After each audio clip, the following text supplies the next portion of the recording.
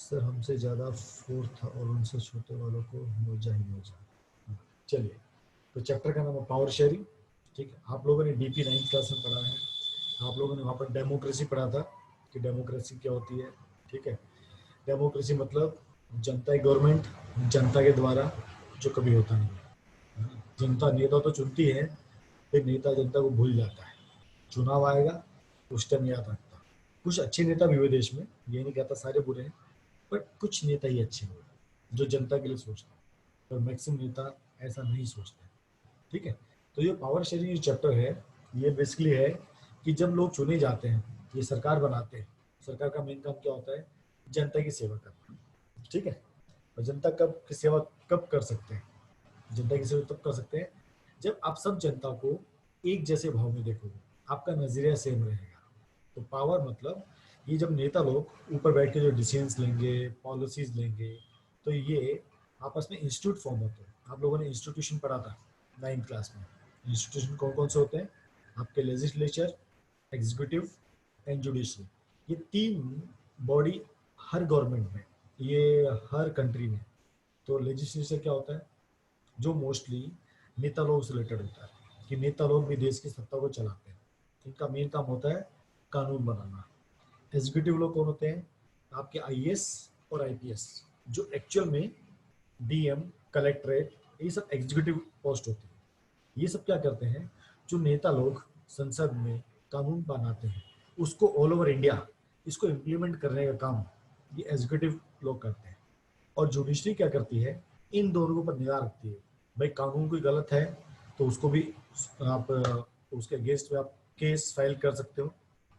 संकेत आवाज कम है, तो काम करता हूँ मैं मोबाइल से आता हूँ। मोबाइल से आप लोगों को काफ़ी क्लियर रहेगा। 1 सेकेंड मैं अपने को सेट कर लेता हूँ मोबाइल पे। 1 सेकेंड जस्ट।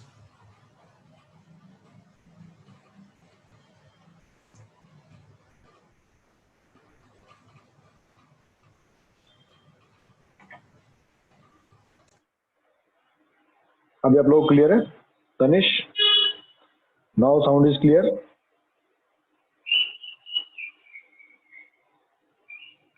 यस, चलिए गुड।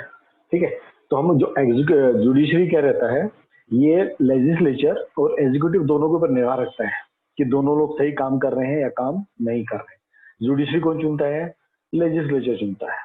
ठीक है, तो ये सब आपस में कैसे कनेक्टेड रहते हैं कि कोई एक दूसरे को रूल पावर ना करे, कोई अकेला सिंगल व्यक्ति बैठ के पावर को कंट्रोल ना करे। इसलिए तीन तीन बॉडीज रहती है।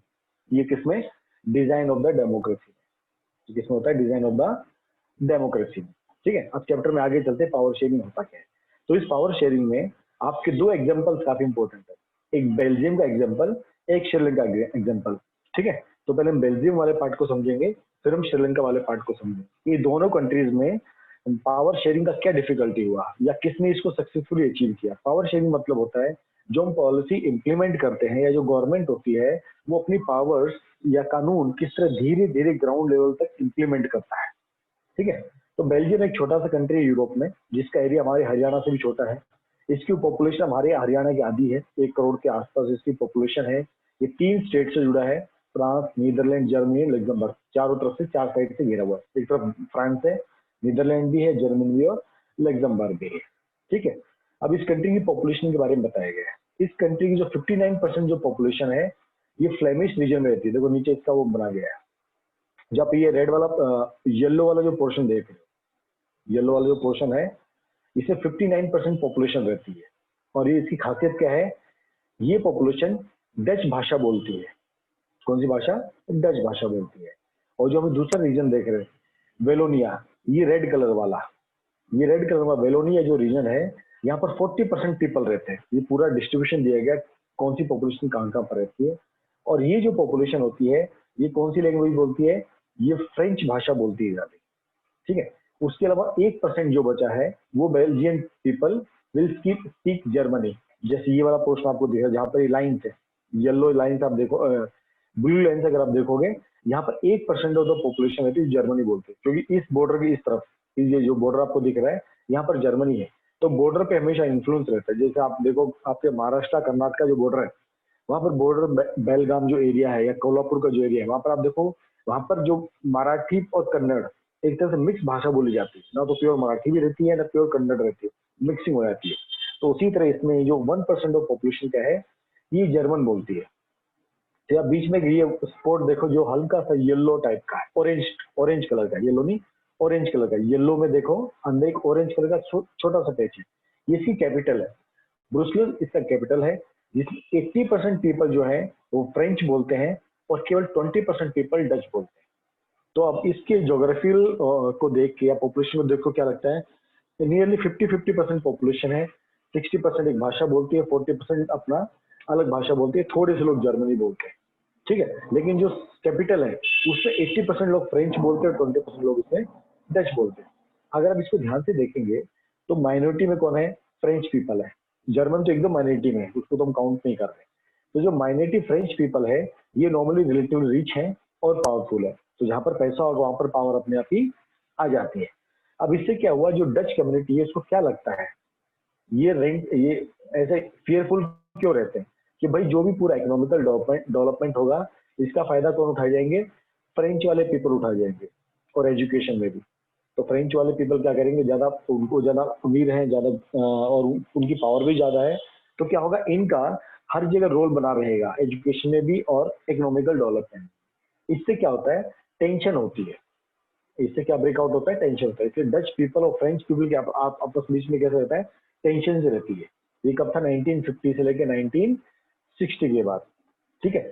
और ये मोर टेंशन कहाँ पर है, उसकी कैपिटल में ज्यादा देखी जाती है, ब्रुसेल्स में, ठीक है। वहां पर ऐसा क्यों, क्योंकि वहां पर आप देखोगे 80% कौन है, फ्रेंच स्पीकर है, 20% कौन है, डच।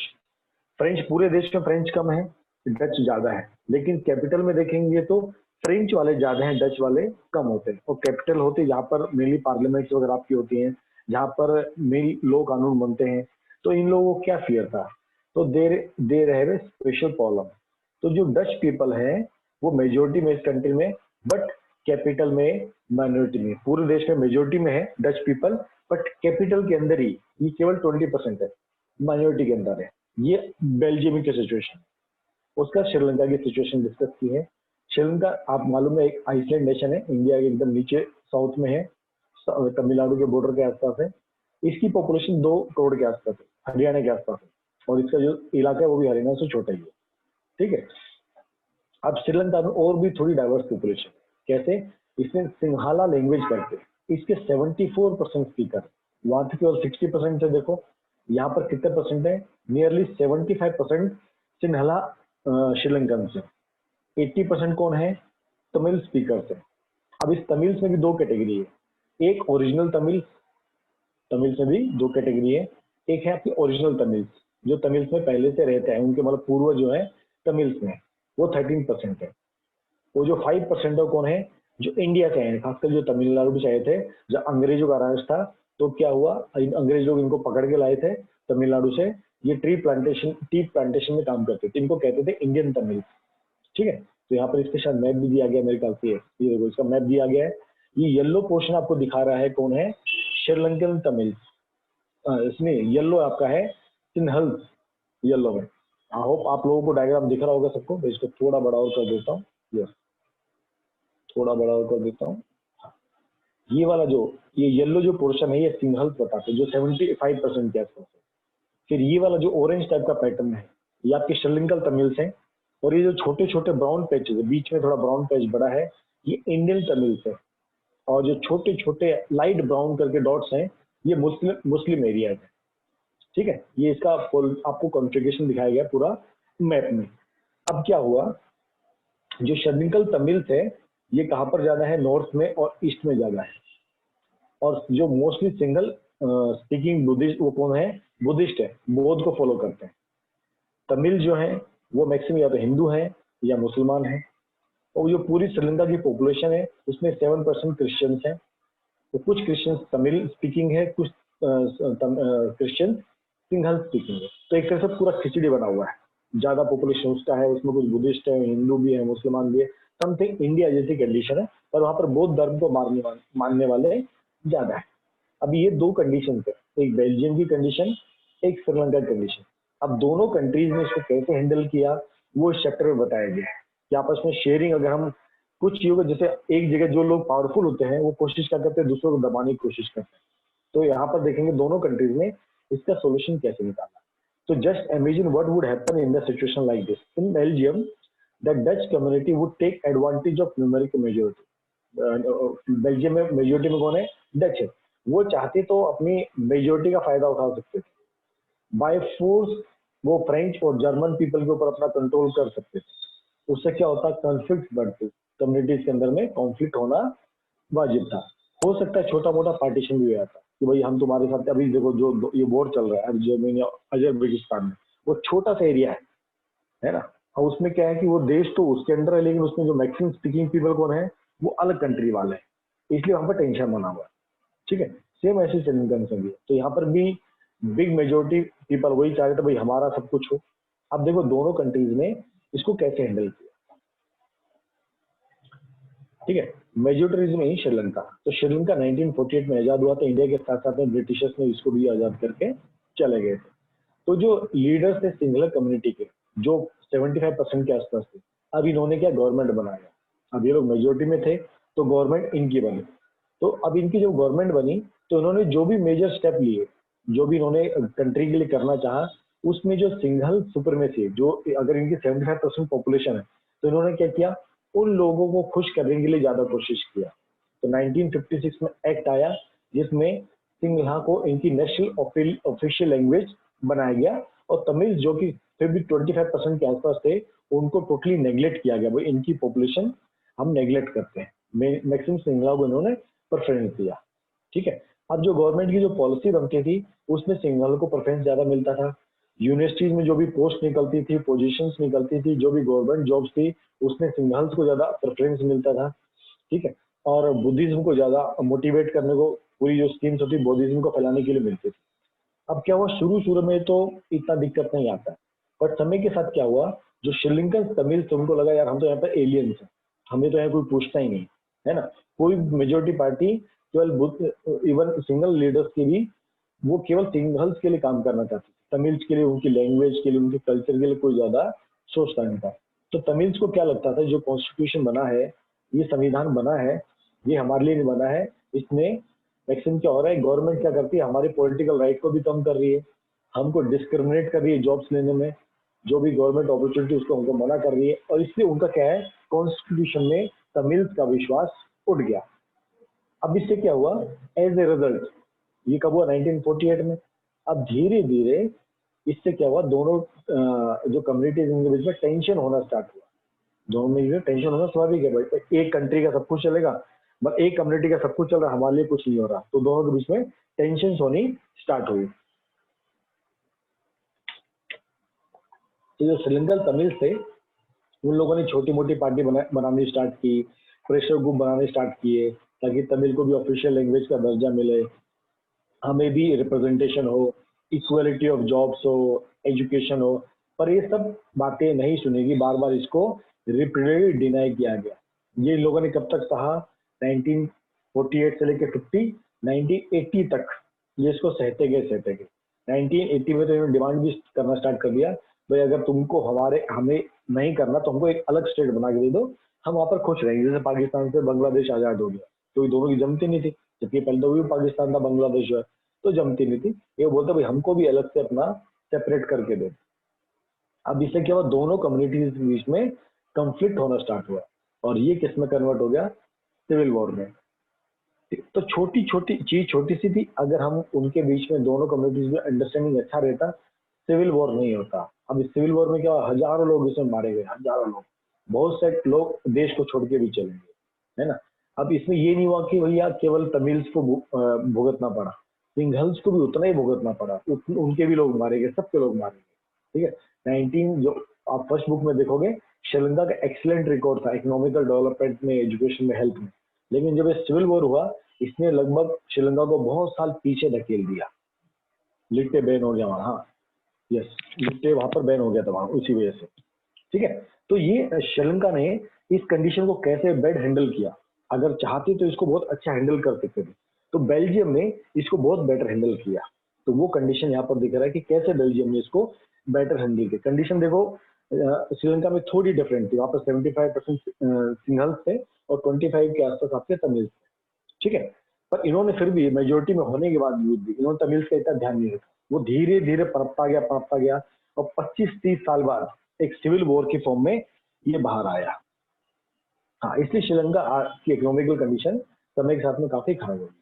अब हम बेल्जियम का केस स्टडी करते हैं। बेल्जियम का हमने स्टार्टिंग में देखा था कि पॉपुलेशन कैसे कैसे रहती है, ठीक है। तो पॉपुलेशन मैक्सिमम कौन थे आपके, डच स्पीकिंग थे, फ्रेंच वाले 40% के आसपास थे, 1% आपके जर्मन है। तो बेल्जियम लीडर्स ने एक डिफरेंट रास्ता चुना। उन्होंने क्या रास्ता चुना भाई, ये जो रीजनल डिफरेंस है, जो कल्चरल डाइवर्सिटीज है, इसकी वजह से कॉन्फ्लिक्ट नहीं आना चाहिए। उन्होंने क्या किया, क्या आज भी वहाँ कॉन्फ्लिक्ट होता है क्या सर? इंडिया में भी आज भी कॉन्फ्लिक्ट होता है ये कभी, क्योंकि जब तक पूरी डिमांड नहीं मानी जाएंगी तब तक तो कॉन्फ्लिक्ट होगा ही ना। कॉन्फ्लिक्ट तो चलता रहना भाई, छुटपुट तो चलता ही रहेगा।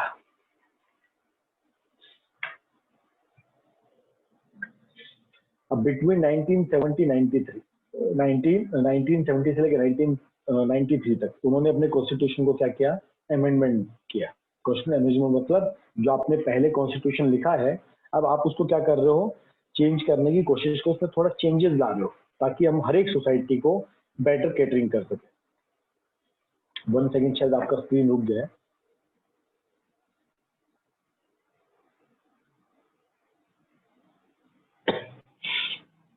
इंडियन आर्मी को बहुत नुकसान हुआ था उस वॉर में, सिविल वॉर में, और ये राजीव गांधी जी के मरने के रीजन में मरे थे शायद ये। चलिए, अभी क्या हुआ, कॉन्स्टिट्यूशन को क्या किया गया, अमेंड करने की कोशिश की गई, ठीक है। उसमें बार बार हम चेंजेस लाए ताकि हम हर एक कम्युनिटी को, हर एक सोसाइटी को बेटर वर्कआउट कर सके, सबके लिए कुछ ना कुछ कंडीशन। अब इन्होंने देखो क्या किया, बेल्जियन मॉडल काफी फेमस हुआ। तो कॉन्स्टिट्यूशन में क्या किया कि डच और फ्रेंच स्पीकिंग जो नेशंस थे, जो इनकी कैबिनेट सेंट्रल गवर्नमेंट बनेगी, अब डच की मेजोरिटी ज्यादा है, फ्रेंच की मेजोरिटी कम है, पर पार्लियामेंट में जितने भी मेंबर्स होंगे दोनों के इक्वल इक्वल। अगर समझो मान लो 100 सीट्स हैं तो 50 डच पीपल से भरी जाएगी एंड 50 सीट्स आपकी फ्रेंच पीपल से भरी जाएगी, ठीक है। फिर स्पेशल लॉ बने आपके, जो आपके मेजोरिटी ऑफ मेंबर्स को, हर एक लिंग्विस्टिक ग्रुप, जो लैंग्वेज बेस्ड जो भी ग्रुप थे, कि अगर कोई भी सिंगल कम्युनिटी कोई भी मेजर डिसीजन नहीं ले सकती, जो भी डिसीजन लेंगे दोनों मिल के डिसीजन लेंगे, यूनिलेटरली अकेला कोई नहीं ले सकता है। अब ये सेंट्रल गवर्नमेंट की कुछ पावर्स थी, उन्होंने क्या किया, कुछ स्टेट गवर्नमेंट को देना स्टार्ट किया। जैसे इंडिया में देखो सेंट्रल गवर्नमेंट की पावर है और स्टेट गवर्नमेंट कुछ पावर है, तो उन्होंने क्या किया, सेंट्रल गवर्नमेंट ने अपनी कुछ पावर डायरेक्ट स्टेट गवर्नमेंट को दी कि they can also take individual decision, they are not the subordinate for the central government. Third, Brussels जो उनका कैपिटल था, वहां पर एक सेपरेट गवर्नमेंट उन्होंने बनाया। वहां पर भी सेम उन्होंने वही पॉलिसी अपनाई कि दोनों का इक्वल रिप्रेजेंटेशन होगा। वहां पर फ्रेंच पीपल ज्यादा थे, मेजोरिटी में थे, तो उन्होंने स्वीकार किया, क्योंकि ऑल ओवर कंट्री में फ्रेंच कम है, तो उनको वहां पर देखो उन्होंने पार्लियामेंट में इक्वल अधिकार दिया। तो सेम ब्रुसलेस जो उनका कैपिटल था, वहां पर भी इन्होंने क्या किया, ब्रुसलेस 80% थे और 20% आपके डच थे, पर स्टिल यहाँ पर भी इन्होंने 50-50% का रेशियो सेट किया कि यहाँ पर जो भी गवर्नमेंट बनेगी, हम यहाँ पर भी 50-50% आपका क्या करेंगे, हम इक्वल रिप्रेजेंटेशन रहेगा दोनों का कंट्री में। ये स्क्रीनशॉट बार बार हो रहा है, यहाँ पर नेट थोड़ा वीक है, मैं फिर से स्क्रीन शेयरिंग करता हूँ। तो यहाँ पर भी कैपिटल के अंदर भी क्या हुआ, आपका इक्वल रिप्रेजेंटेशन आपका स्टार्ट हुआ, ठीक है। अभी देखो वहां पर इन्होंने एक डायग्राम, आपको एक कार्टून टाइप का दिया है कि एक डच भाषा में लिखा है, दूसरा आपकी फ्रेंच भाषा में लिखा है, ताकि दोनों को ये शो करता है कि उन्होंने हर जगह इक्वल रिप्रेजेंटेशन देने की कोशिश की। ऊपर लिखा है फ्रेंच में, नीचे लिखा आपका शायद ये डच भाषा में। अब दोनों भाषा मुझे तो नहीं आती पढ़नी, आपको आती हो तो बहुत अच्छी बात है। हाँ, अभी आपको स्क्रीन दिखेगा, स्क्रीन गायब हो गया था, अभी आपको स्क्रीन दिखेगा, ठीक है। स्क्रीन दिख रहा है तुमको? यस, तो ये शो करता है क्या, इक्वल रिप्रेजेंटेशन। फिर उन्होंने क्या स्टेप लिया, apart from central and state government, उनके पास एक थर्ड काइंड ऑफ गवर्नमेंट था, उसको कहते थे कम्युनिटी गवर्नमेंट। इसको भी उन्होंने प्रेजेंट किया। इसमें क्या था, जो गवर्नमेंट थी, इसमें जो भी लैंग्वेज थी, डच, फ्रेंच एंड जर्मन, इन्होंने इन सब के लिए भी अलग से कम्युनिटी गवर्नमेंट फॉर्म की। जैसे हम लोग पंचायत देखते हैं अपने इंडिया में, पंचायत है, अपना म्यूनिसिपल कॉर्पोरेशन है, तो उन्होंने भी क्या किया, कम्युनिटी लेवल की भी एक सेपरेट गवर्नमेंट फॉर्म की कि आप कंट्री में कहीं भी रहते हो, आप कंट्री में कैपिटल में रहते हो या ऑल ओवर बेल्जियम में आप कहीं भी रहते हो, तो अगर आपका कुछ समस्याएं हैं खासकर किससे, कल्चर के रिलेटेड, एजुकेशन से रिलेटेड और लैंग्वेज रिलेटेड अगर आपकी कोई भी इश्यूज हैं तो आपको सेंट्रल स्टेट के पास जाने की जरूरत नहीं है। वो कम्युनिटी गवर्नमेंट आपको वो हैंडल करने की आपकी पूरी कोशिश करेगी। शायद फिर से चला गया स्क्रीन। हाँ, वो शायद आज नेट ऑफिस में सारे कमजोर, इससे मोबाइल से ले रहा हूँ तो अच्छी बात है। इसके भी तार ढील हो गए हैं कुछ। आप लोग अगर आपके पास बुक्स है तो आप बुक्स खोल के बैठ सकते हो। इनकेस अगर बार बार स्क्रीन गायब हो रहा है तो थोड़ा इजी सॉल्यूशन वो भी रहेगा। यूर इंटरनेट कनेक्शन अनस्टेबल, बार बार दिखा रहा है कि इंटरनेट कनेक्शन थोड़ा अनस्टेबल है। ठीक है, तो हम पढ़ रहे थे। तो जो कम्युनिटी गवर्नमेंट है वो क्या करती है, कल्चर के बेस पे, एजुकेशन के बेस पे, लैंग्वेज के बेस पे जो भी इश्यूज है उसको कम्युनिटी गवर्नमेंट हैंडल करती है। दिखने में तो मॉडल बड़ा कॉम्प्लिकेटेड है, सेंट्रल पे अलग है और आपका कैपिटल में एकदम अलग है और कम्युनिटी लेवल पे भी है, बट स्टिल ये कॉम्प्लिकेटेड था। स्टिल ये काफी अच्छा वर्कआउट हुआ। तो अभी श्रीलंका में तो क्या हुआ, दंगा फसाद हुआ, सिविल वॉर हुआ, काफी हजार लोग मारे गए, पर इन लोगों ने समझदारी दिखाई। थोड़ा कॉम्प्लिकेटेड सिस्टम लगा, बट समय के साथ में क्या हुआ, लोग इसमें एडजस्ट होते चले गए। मैं इसलिए जो भी आपस में जो डिफरेंसेस आते थे वो डिफरेंसेस कम हुए। अब इसकी वजह से क्या हुआ, जब यूरोपियन यूनियन बनी है ना, तो उनका जो पार्लियामेंट था वो कहाँ पर बना, बेल्जियम में बना। कि बेल्जियम ने कैसा उदाहरण पेश किया, भाई हम कई सारी कम्युनिटीज को, जर्मन स्पीकिंग, डच स्पीकिंग, जो भी कम्युनिटी, हम लोगों को इतना अलग वैरायटी है, फिर भी हमने सबको कैसे पीसफुली हैंडल किया। तो जब यूरोपियन यूनियन बनी तो इनका जो हेडक्वार्टर बना वो ब्रुसेल्स में बना। तो ये इसका एक अचीवमेंट शो करता है कि लोगों ने कितना अच्छा काम किया होगा। यहाँ तक क्लियर है सबको? किसी को कोई डाउट, कोई शक, एनी डाउट? तो यहाँ पर देखो दोनों दी गई है, बेल्जियम और श्रीलंकन।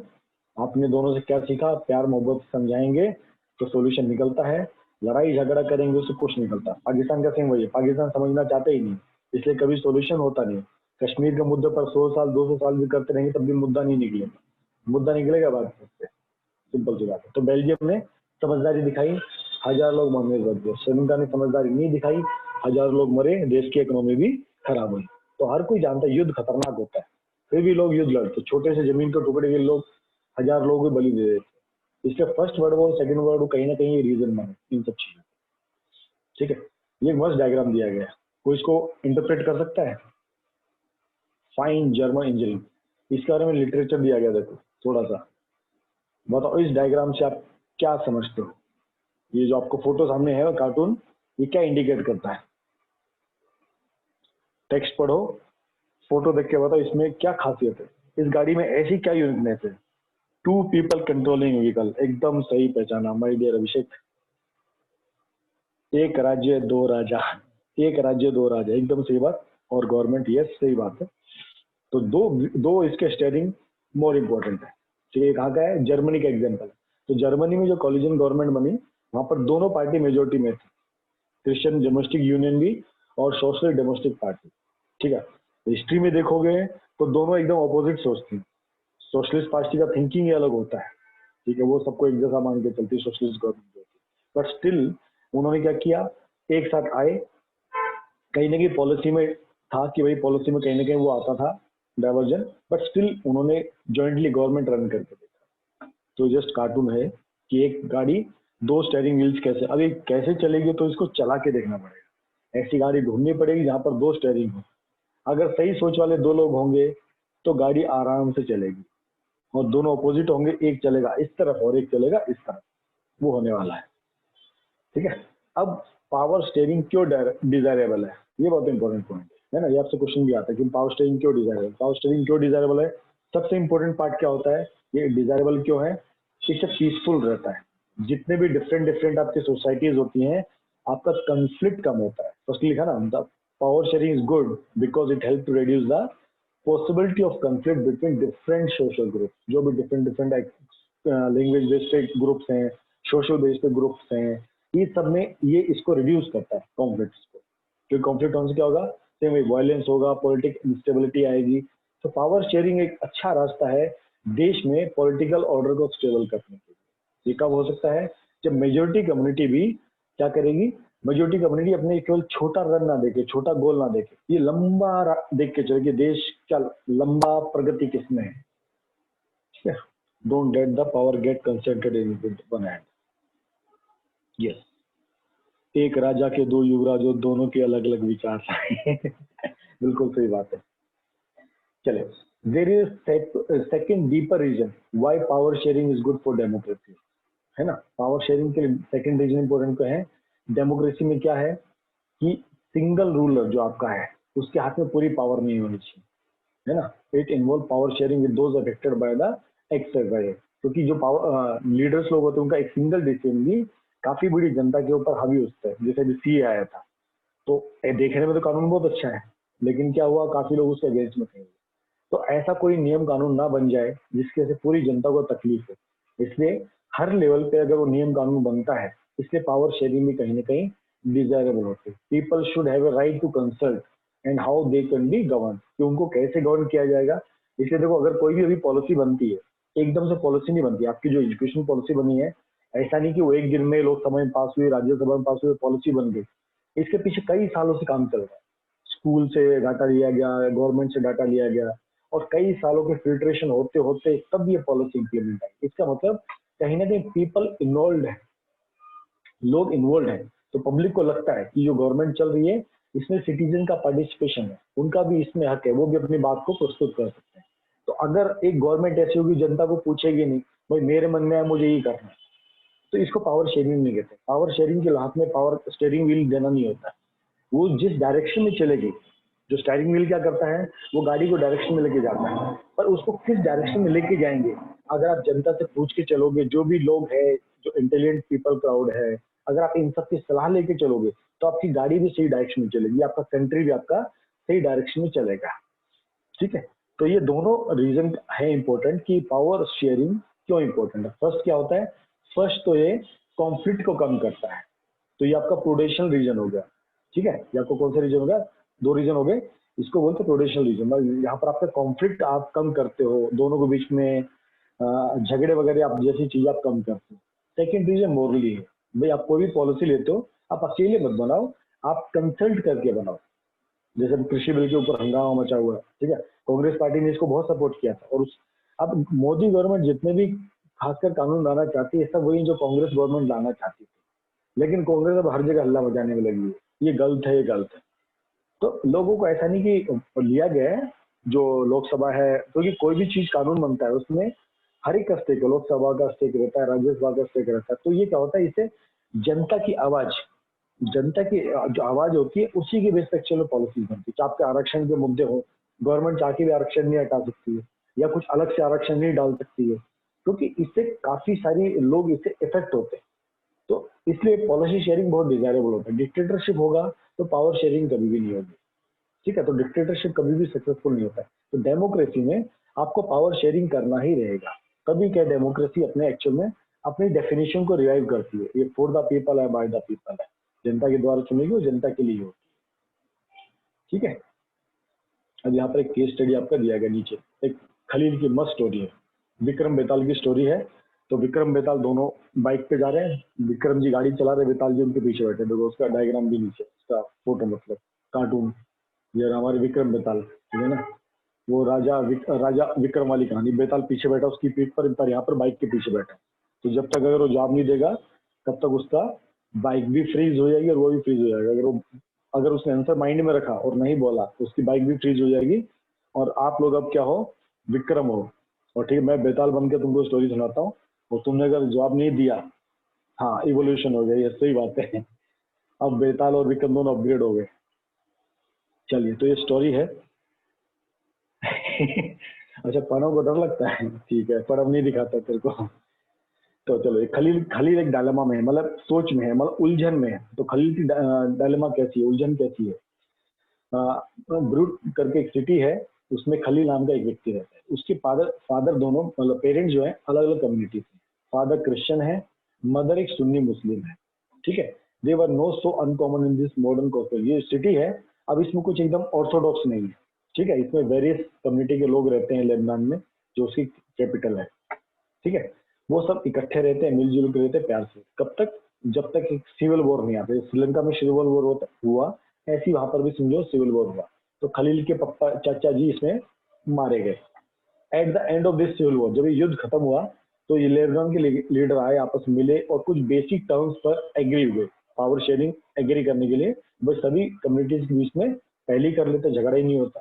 पर झगड़ा करने के बाद एक चीज समझ में आती है, अब जो वॉर चल रहा है कब तक चलेगा, है ना, वो कब तक चलेगा, 1 महीना 2 महीना 4 महीना, तभी तो युद्ध खत्म होगा ना। तब अफगानिस्तान और दोनों अभी भी तो बैठ कर सोल्यूशन का नहीं किया, अब झगड़ा हो रहा है और 2 महीने बाद तो युद्ध खत्म होगा, तब भी बैठ के करेंगे। तो इन्होंने भी क्या किया, झगड़े के बाद, युद्ध के बाद अब डिस्कशन करने बैठे। तो उन्होंने रूल क्या बनाया, वो जो प्रेसिडेंट बनेगा वो कैथोलिक क्रिश्चियन होगा, प्राइम मिनिस्टर बनेगा सुन्नी मुस्लिम होगा, जो डिप्टी प्राइम मिनिस्टर की पोस्ट होगी वो ऑर्थोडॉक्स क्रिश्चियन को देंगे, जो स्पीकर होगा वो सिया मुस्लिम होगा। तो उन्होंने एग्रीमेंट कर बने, पोस्ट ये रहेगी, इसके ऊपर इसी कम्युनिटी का व्यक्ति चुन के आएगा। ठीक है जी। अब Christian agree not to seek French protection under this pact. The Christian agree not to seek French protection and Muslim agree not to seek the unification with the neighboring state. अब जब इस कंट्री में दो अलग अलग community के लोग रहते हैं, तो ये क्रिश्चियंस क्या कर रहे थे, फ्रेंच से हेल्प मांग रहे थे, और मुस्लिम्स क्या कर रहे थे, जो सीरिया वगैरह जो कंट्री उनसे हेल्प मांग रहे थे इसी वॉर के टाइम में। ठीक है, दोनों ने एग्रीमेंट किया, भाई हम दोनों के बीच में ये कोई नहीं आएगा, हम मान के आपस में बैठ के एग्रीमेंट करेंगे। ठीक है जी। अब ये सब फैसला हो गया। अब खलील जी को पसंद नहीं आया, इसको टेंशन हो गई, भाई युद्ध चल रहा है तब तक खुश था, चच्चा मारेगा तब खुश नहीं हुआ, लेकिन ये इसको अच्छा नहीं लगा सिस्टम। वो पॉपुलर मैन था, पॉलिटिकल एम्बिशन भी था, उसको लगा यार ये सिस्टम ठीक नहीं है, कि भाई जो टॉप पोजीशन आपने पहले बांट दी, अब इसमें क्या है, ही डज नॉट प्रैक्टिस, इसलिए उसने ना तो पप्पा का रीजन फॉलो किया ना अपनी माँ का रीजन फॉलो किया, वो अपने ढंग से रहने लगा। अब उसको क्या लगता है कि उसको क्या लगता था, एक नॉर्मल डेमोक्रेसी होनी चाहिए, भाई चुनाव हो और जो जीते उसको मनाना चाहिए। अब तुमने कम्युनिटी की बेस पे सेपरेट कर दिया तो डेमोक्रेसी कहाँ की रही, है ना। उसकी सोच वही थी कि भाई सिंपल सी बात है, कम्युनिटी कहाँ के बीच में आ गई, आप चुनाव करो, चुनाव से जीत मिलता है, ऐसे करो। Why don't we do it, जब बाकी कंट्रीज के लोग ये करते हैं तो हम क्यों नहीं कर सकते। उसने अपने एल्डर से भी पूछा, है ना, जिन्होंने ये पूरा ब्लड शेड देखा था वॉर का, तो वो तो उन सब ने उसको कहा जो प्रेजेंट सिस्टम है बेस्ट गारंटी पीस के लिए। ठीक है जी। अब स्टोरी खत्म नहीं हुई, तब तक ये टीवी टावर आ गया। अब बेताल ने पूछा किसे, विक्रम से, अब बताओ, if you had the power to rewrite the rules, अगर तुमको हम उस पोजीशन बिठा दें कि तुम रूल चेंज करो, कि अगर तुमको लेबनान में जो हो रहा है पसंद नहीं है तो आप लोग क्या करना चाहोगे, तो आप लोगों के क्या रिप्लाई होंगे, बताओ। Assume yourself as Vikram and myself as Betal. तो बताओ कि आपको क्या लगता है कि जो हुआ वो ठीक था, और अगर आपको लगता है जो हुआ वो ठीक नहीं था, तो क्या होना चाहिए था।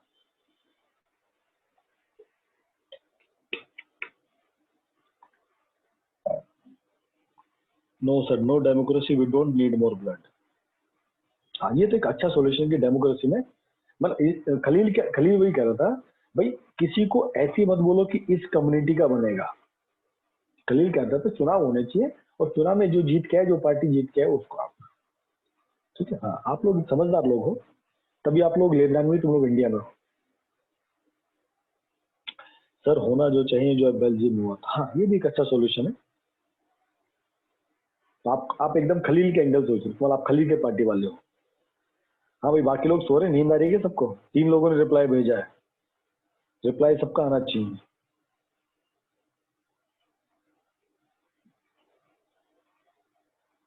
जल्दी जल्दी बाकी participants, assume yourself as Vikram Betal. I am Betal, you are Vikram.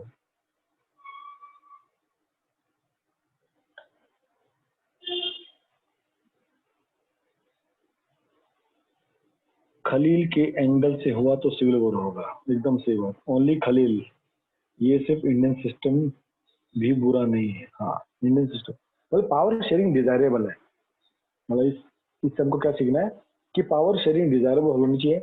अब उसकी जो कंडीशन है वो म्यूचुअली एग्रीड है, अगर वो ब्लड शेड को रोकती है, दैट्स मोर इम्पोर्टेंट। चुनाव होके भी ब्लड शेड हो रहा है, वो अच्छा नहीं है। तो उसके एल्डर्स ने उसको वही समझाया, एट प्रेजेंट सिस्टम में जो है वो ठीक है। तुम आज चुनाव कराओगे, मेजोरिटी वाले लोग जीतेंगे, अब जो मेजोरिटी वाले जीतेंगे तो उनको लगेगा यार हमारे लिए कुछ नहीं हो रहा है, फिर वो ब्लड शेड वाली condition. Muslim will ask for sharia, बिल्कुल सही बात है, and Christian will ask for ये। तो ये सब चीजें वापस होना स्टार्ट हो जाएंगी। यस बिट्टू सर एकदम सही बोल रहे हैं। चलिए चलते हैं, अब विक्रम आगे चलेगा, बेताल भी साथ साथ में चलेगा। अब फॉर्म्स ऑफ पावर शेयरिंग, कि पावर शेयरिंग किस किस फॉर्म में हो सकती है। लास्ट टॉपिक है शायद इसका, ये चैप्टर आपका एंड अप हो जाएगा। ठीक है, अब पावर शेयरिंग किस किस रिस्पेक्ट में होती है। ठीक है, तो फर्स्ट आपका पॉइंट है power sharing is shared among different organs of the government. तो गवर्नमेंट में जितने जितने टाइप के ऑर्गन्स हैं, हमने तीन चीज डिस्कस की थी, लेजिस्लेचर, एग्जीक्यूटिव एंड जुडिशरी। तो इन सबको हॉरिजॉन्टल डिस्ट्रीब्यूशन रखा गया। हॉरिजॉन्टल डिस्ट्रीब्यूशन मतलब सबको इक्वल लेवल पे माना गया है, इसको बोलते हैं हॉरिजॉन्टल। वर्टिकल होता है ऊपर ऊपर ऊपर, जैसे राष्ट्रपति, फिर प्रधानमंत्री, फिर उसके नीचे मिनिस्टर, इसको बोलते हैं वर्टिकल डिस्ट्रीब्यूशन। और इसको बोलते हैं हॉरिजॉन्टल डिस्ट्रीब्यूशन, एकदम पैरेलल पे। इसका लेजिस्लेचर, एग्जीक्यूटिव, जुडिशरी, इन तीनों को सेम लेवल पर रखा गया, इसको हम कहते हैं horizontal distribution, because it allow different organs of the government placed at same level to exercise different power. तीनों के अलग अलग काम है, लेजिस्लेचर का काम अलग है, पॉलिसीज बनाना, एग्जीक्यूटिव का अलग काम है, उसको इम्प्लीमेंट करना, और दोनों ठीक चले उसके उसका कंट्रोल कौन करेगा, जुडिशरी कंट्रोल करेगा। और जुडिशरी कुछ गड़बड़ करे तो लेजिस्लेचर उसके ऊपर बैठेगा। तो ये सब आपस में म्यूचुअली एग्री एक किया, और ये सब अपना डिफरेंट डिफरेंट पावर इफेक्टिवली करेंगे। ठीक है, सच ये separation ensure that no organ can access unlimited power. कोई अकेला पावरफुल नहीं बन सकता। ठीक है, पावर शेयरिंग की बात करें तो सब में पावर क्या इक्वली डिस्ट्रीब्यूट होना चाहिए। Each organ, each institute can check others. भाई एक ठीक, बाकी हम बाकी को चेक बैक कर सकते हैं। नेता कुछ गड़बड़ करे तो आईपीएस और ये आईएएस वगैरह और ये जुडिशरी उसके खिलाफ में काम कर सकती है। आईपीएस गड़बड़ करे, नेता लोग काम कर सकते, जज जुडिशरी उसके ऊपर काम कर सकते। तो सबका क्या है, एक चेक बैलेंस रहता है सबके ऊपर। ठीक है, ये हमने लास्ट ईयर डेमोक्रेसी में पढ़ा था। ठीक है, मिनिस्टर्स की पावर क्या है, गवर्नमेंट ऑफिशियल्स क्या होते हैं, how they exercise their power, how they are responsible for the parliament and state assembly. ठीक है, जो जज अपॉइंट होता है वो भी क्या कर सकता है, इसको कौन अपॉइंट करते हैं, एग्जीक्यूटिव अपॉइंट करते हैं। ठीक है, वो ताकि उनके फंक्शनिंग को चेक कर सके, जो लॉज बनते हैं लेजिस्लेशन। तो इस टाइप के सिस्टम को क्या कहते हैं, चेक एंड बैलेंसेस।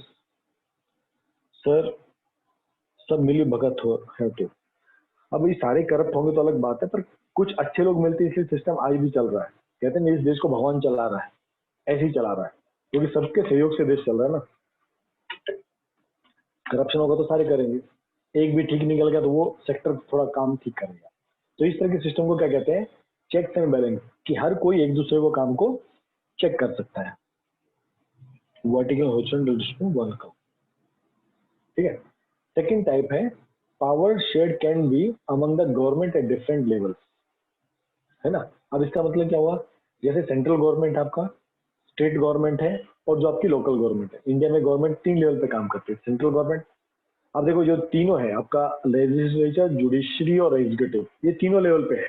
ये सेंट्रल गवर्नमेंट पे भी है, ये आपका स्टेट गवर्नमेंट पे भी है ना। आप जैसे सेशन कोर्ट देखते हो, हाई कोर्ट देखते हो, सुप्रीम कोर्ट, आपने हर लेवल पे इसको देखा है। अब ये पावर शेयरिंग है गवर्नमेंट के डिफरेंट लेवल पे। तो general government for the entire country, government for the provisional regional state, जिसको हम स्टेट गवर्नमेंट कहते हैं, और आपका जैसे पंचायती राज या म्यूनिसिपल, इस टाइप का सिस्टम को कहते हैं feudal government of system. State and central government का जो सिस्टम होता है उसको हम क्या कहते हैं, फेडरल गवर्नमेंट टाइप का सिस्टम। जैसे सेंट्रल यूनिटी गवर्नमेंट होगा आपका, रीजनल पे आपका स्टेट गवर्नमेंट, अलग अलग कंट्री में इसको डिफरेंट डिफरेंट नाम से किया जाता है। तो यहाँ पर भी अलग अलग लेवल में पावर डिस्ट्रीब्यूशन है, अलग अलग सेक्टर्स है जहाँ पर ये लोग म्यूचुअली आपस में एक दूसरे की हेल्प करते हैं। ठीक है, स्टेट गवर्नमेंट के पास जैसे आपके डिफेंस, जो आपका डिफेंस होता है, ये किसके पास है, सेंट्रल गवर्नमेंट के पास है। पुलिस किसके पास होता है, स्टेट गवर्नमेंट के पास है। इसको बोलते हैं पावर शेयरिंग, है ना। Okay, this system is not for all the countries.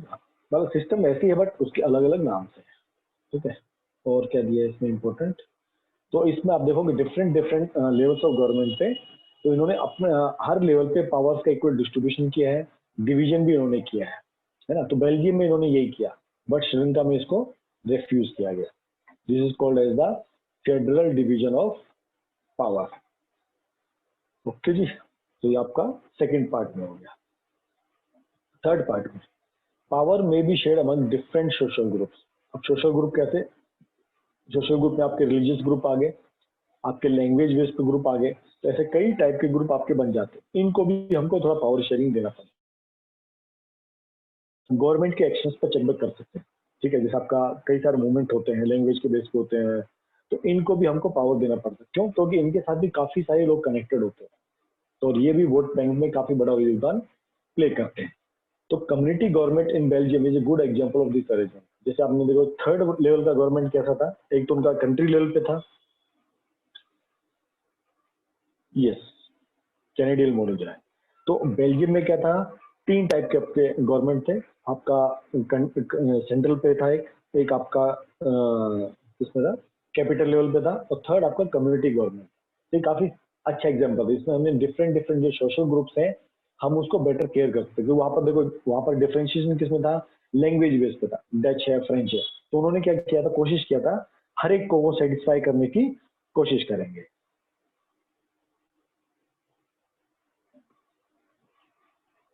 Even screen फिर चला गया, शायद मेरा नेट फिर वीक हो गया एक बार। मैं एक बार मोबाइल से एक बार स्क्रीन शेयरिंग करता हूँ शायद।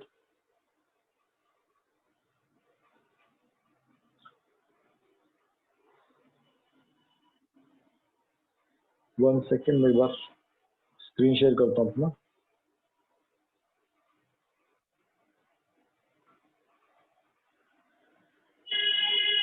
आज नेट के में काफी समस्या है।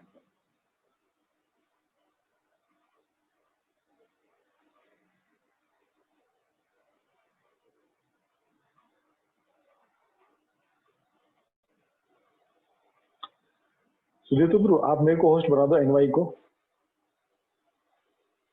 इसने आपको होस्ट बना दिया, फिर मैं अपने मोबाइल से इसको चैप्टर को स्क्रीन शेयरिंग करता हूँ।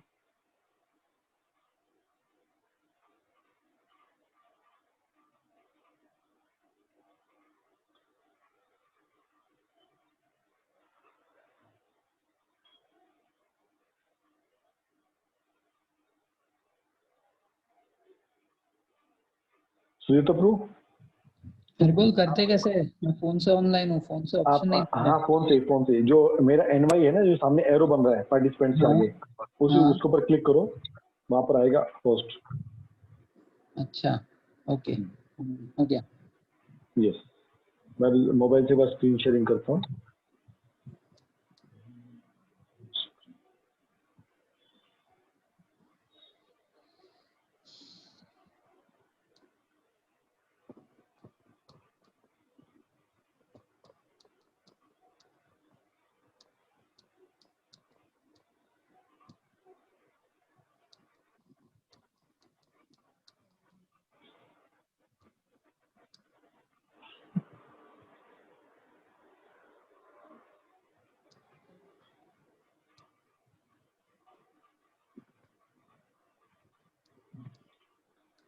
अभी शायद मैं आप लोगों के चैट बॉक्स में देख नहीं पाऊंगा, ठीक है।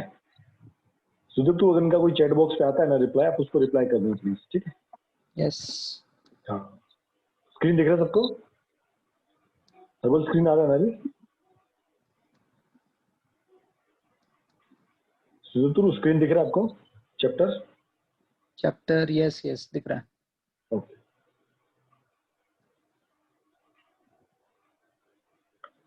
ओके, हम थर्ड पॉइंट पे थे। पावर में अल्सो भी shared among different social group, जो भी हमने डिस्कस किया। सोशल बेस पे होता है, रिलीजियस बेस पे हो सकता है, लिंग्विस्टिक बेस पे आपका ये डिवीजन हो सकता है, और आप इसमें कर सकते हो। इसका फायदा क्या रहता है, जो काफी वीकर सेक्शन होता है इनको भी क्या लगता है, भाई हमारा भी गवर्नमेंट रिकॉग्नाइजेशन है। जैसे हमारी आप गवर्नमेंट में देखो कि आपने पिछली क्लास में पढ़ा था कि जो SC ST के लिए आपने जो ये चुनाव होते हैं, पार्लियामेंट के जो चुनाव होते हैं, तो उनके लिए कुछ सीट रिजर्व होती है, ठीक है। आपका वुमेन का पार्टिसिपेशन पंचायती राज में इन्होंने 33% किया है। तो इससे क्या होता है, जो सेक्शंस को लगता है कि भाई हम इक्वल पार्टिसिपेशन नहीं कर पा रहे, तो कॉन्स्टिट्यूशन इसके लिए आपके लिए प्रोविजन क्रिएट करता है, ताकि आप हर लेवल पे, हर सोशल ग्रुप लेवल पे आप उनको बेनिफिट दे, तो उनको लगता है हाँ भाई हम इस सिस्टम के पार्ट है। तो पावर शेयरिंग यहाँ पर इनको हेल्प करता है। फोर्थ पॉइंट है, power sharing arrangement can also be seen in the way political parties, pressure group and movement control. तो सोशल ग्रुप के अलावा कुछ पॉलिटिकल ग्रुप्स भी होते हैं, प्रेशर ग्रुप्स भी होते हैं। ये भी आप देखो, कई सारे मोर्चे होते हैं, कई सारे दल होते हैं जो डायरेक्ट पॉलिटिक्स नहीं करते, ठीक है, लेकिन वो पॉलिटिक्स को इन्फ्लुएंस पक्का करते हैं। इसलिए गवर्नमेंट का क्या होता है, इनको सुननी पड़ती है। आपका जैसे आरक्षण आंदोलन है, ये कोई वो पॉलिटिकल बैकअप वाला आंदोलन नहीं, बट गवर्नमेंट जानती है कि कहीं ना कहीं ये वोट बैंक को इफेक्ट करता है, इसलिए इनकी बात भी सुननी पड़ती है, इसलिए इनको भी फ्रीडम दिया जाता है कि ठीक है ये भी अपनी बात किसी जगह प्रेजेंट कर सकते हैं, ठीक है। Such competition ensure the power does not remain in one. तो ये पूरा पावर शेयरिंग का कॉन्सेप्ट कैसा है कि किसी एक ही जगह पर पावर कंसेंट्रेट ना हो, ना तो सेंट्रल गवर्नमेंट के पास पूरी पावर हो, ना स्टेट गवर्नमेंट के पास हो, तो सबको इक्वल लेवल पे जहां पर जितना नीड है उतना फ्रीडम दिया गया है काम करने के लिए, ठीक है। Sometimes this kind of power sharing can be direct when two or more parties form an alliance. जैसे आपने देखा जब ये चुनाव वगैरह होते हैं, अगर कोई सिंगल पार्टी चुनाव नहीं जीतती तो कोलिशन गवर्नमेंट फॉर्म होती है, तो वो भी पावर शेयरिंग करते हैं, वो भी डिपार्टमेंट आपस में बांटते हैं। जैसे आपके महाराष्ट्र में कोलिशन गवर्नमेंट है, तो सबने क्या किया, एक बन गया चीफ मिनिस्टर पार्टी का, कुछ डिपार्टमेंट्स कांग्रेस ने ले लिए, कुछ डिपार्टमेंट शिवसेना ने रखे, कुछ डिपार्टमेंट एनसीपी ने रखे। ये भी आप काइंड ऑफ आप इसको पावर शेयरिंग कह सकते हो। ऐसे बहुत सारे ग्रुप्स होते हैं, ट्रेडर्स के, बिजनेसमैन के, इंडस्ट्रियलिस्ट के, फार्मर्स के, तो इन सबको भी हमको क्या करना पड़ता है, इक्वली पार्टिसिपेशन देना पड़ता है ना। तो ये आपका फोर्थ पॉइंट। तो इन 4 पॉइंट्स पे आप देखोगे तो शेयरिंग पॉइंट, जो पावर शेयरिंग होता है, इसकी डिफरेंट डिफरेंट फॉर्म्स है। फर्स्ट फॉर्म आपकी कौन सी है, जहां पर हमने तीन टाइप की चीजें हैं, लेजिस्लेचर, एग्जीक्यूटिव और जुडिशरी, इनको आपने सबको हॉरिजॉन्टल डिस्ट्रीब्यूशन दिया है, सबको आपने इक्वल मौका दिया है अपने डिफरेंट डिफरेंट काम करने का। सेकेंड, हमने देखा जो भी डिफरेंट लेवल के गवर्नमेंट होते हैं, सेंट्रल गवर्नमेंट, स्टेट और आपका थर्ड लेवल का जो गवर्नमेंट होता है, लोकल गवर्नमेंट, आपने उसको भी पावर शेयरिंग में इन्वॉल्व किया है कि आपने वो हर एक को अपना पावर यूटिलाइज करने का, अपना काम करने का आपको मौका दिया है। आपने थर्ड में सोशल ग्रुप, आपके जो रिलीजियस ग्रुप है, लिंग्विस्टिक ग्रुप है, आपने सबको मौका दिया है। फोर्थ, आपका सोशल ग्रुप, जो आपके प्रेशर ग्रुप्स हैं, नॉन पॉलिटिकल ग्रुप्स आप जिसको कह सकते हो, उसमें आपने सबको मौका दिया है। तो आपके कुछ एग्जाम्पल्स है पावर शेयरिंग के। तो वो is the power sharing with home. तो आपको ऐसे 4 एग्जांपल्स दिए गए, जैसे आपका लास्ट एग्जांपल है, the finance minister of various state in the Nigeria get together and demanded that federal government declare its source of income. They also want to know the formula by which revenue distribute the various state government. जैसे भी आप India में GST है, तो GST कैसे करता है, जो टैक्स कलेक्ट होता है उसमें कुछ पोर्शन स्टेट गवर्नमेंट का होता है, कुछ किसका होता है, सेंट्रल गवर्नमेंट। तो हर एक जगह से, अब जैसे यहाँ पर भी मिनिस्टर्स कलेक्ट हुए, फाइनेंस मिनिस्टर कलेक्ट हुए नाइजीरिया में, वो बोला भाई, डिमांड किया गवर्नमेंट से, भाई जितने भी आपको पैसा आया हमको सबको बताओ कि पैसा कहाँ कहाँ से आया है, और पैसा आप हमें वापस पैसा कैसे करोगे हमारे खर्चे करने के लिए। तो अगर पावर शेयरिंग नहीं होगा तो पब्लिक या ग्रुप्स ऐसा डिमांड नहीं कर पाते, ठीक है। आपका सेकंड पॉइंट है, the government of Ontario state in Canada has agreed to land claim settlement with the Aboriginal community. The minister responsible for the native affair announced that the government will work with Aboriginal people in the spirit of the mutual respect. तो जैसे अभी India में पाकिस्तान से काफी लोग आते हैं जिसको हम शरणार्थी बोलते हैं, अब इंडिया उनको क्या कर रहा है, उनको सिटीजनशिप दे रहा है और यहाँ पर उनको रहने का अधिकार दे रहा है। तो ऐसी काफी सारी चीजें जो डिफरेंट डिफरेंट आपके एग्जाम्पल्स हैं। तो यहाँ तक आपका चैप्टर खत्म होता है। बाकी आपकी एक्सरसाइज है। अब इस चैप्टर में आपको कहीं कोई डाउट है, किसी टॉपिक में कोई शक है, तो आप लोग पूछ सकते हो।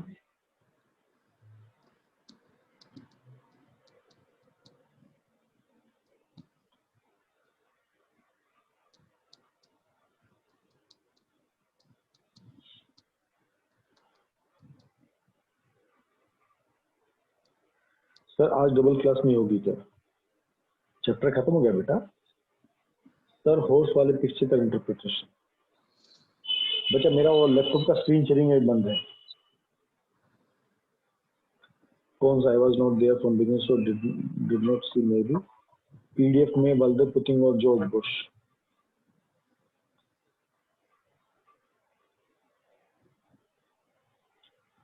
डबल क्लास नहीं होगा प्रियंशु, आज हो गया ना डबल, इसी में चैप्टर खत्म हो गया आपका।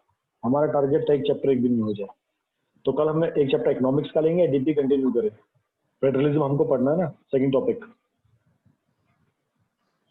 कल क्लास मोस्टली मैं 4 से 6 के बीच में ट्राई करूंगा, लेकिन आजकल मैंने सुना आरपीएस डिग्री की क्लासेस शाम को भी होती 4 से 6, और कुछ बच्चे स्कूल भी जाते हैं, वहां से आते आते 4:30-5 बज जाते, मैंने सुना है ना। क्योंकि देखो आपका पहले मैथ का क्लास होगा तो 2:30 से 4 आपका एक क्लास चलता है, तो बचा टाइम 4 से 6। ठीक है, अगर 4 से 6 हम क्लास लेंगे तो फिर वही बात है कि किसी न किसी का स्कूल आ जाएगा आरपीएस डिग्री का।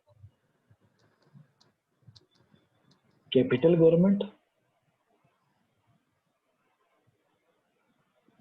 नहीं, कुछ बच्चे स्कूल जाते हैं। हाँ, 9 बजे वाला टाइम आई थिंक ओके है। मेरा भी क्या है, तब तक सारा काम खत्म हो जाता है।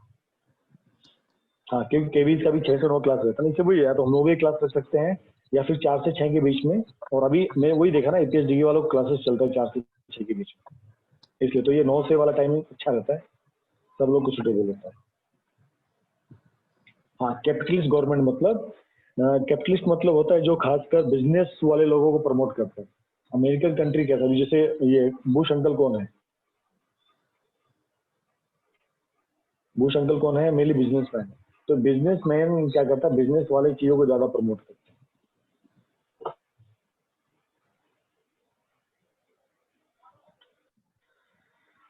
आप लोग जैसे मैं ग्रुप पे कल पोल क्रिएट कर दूंगा, डोंट वरी। तो आप बता देना कौन सा टाइम अच्छा है, 4 से 6 वाला या 9 बजे वाला। मेरे को दोनों टाइम कंफर्टेबल है, दोनों टाइम पे ले सकता हूँ। ठीक है, 9 से 10 एक घंटा काफी, आपका डेली एक चैप्टर इसमें आराम से हो जाएगा। तो 9th का चैप्टर लेंदी था और 10th का चैप्टर थोड़ा, चलो अभी आप लोग वोटिंग कर दो, तुम ही लोग वोटिंग करने वाले। 9 बजे 4 बजे देखे कितने वोट आते हैं, मैक्सिमम वोटिंग देखते हैं किसका है।